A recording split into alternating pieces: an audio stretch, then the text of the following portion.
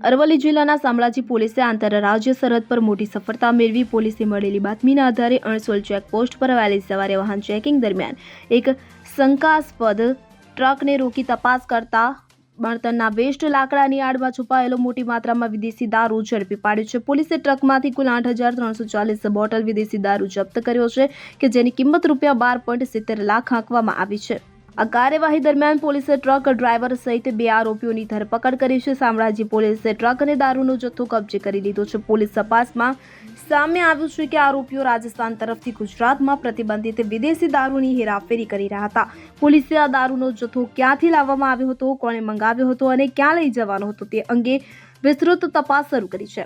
ગુજરાત રાજસ્થાન સરહદ પર આવેલી અણસોલ ચેકપોસ્ટ પર પોલીસની સતર્કતાને કારણે દારૂની હેરાફેરીનો આ પ્રયાસ નિષ્ફળ બનાવવામાં સફળતા મળી છે. Bureau report CN24 news. Amit Upadhyay સાથે CN24 ન્યૂઝ અરવલ્લી. હવે જુઓ દેશ દુનિયાની તમામ ખબરો તમારી આંગળીના ટેરવે. ઉઠાવો મોબાઈલ અને Google Play Store પરથી ડાઉનલોડ કરો અમારી CN24 ન્યૂઝ મોબાઈલ એપ.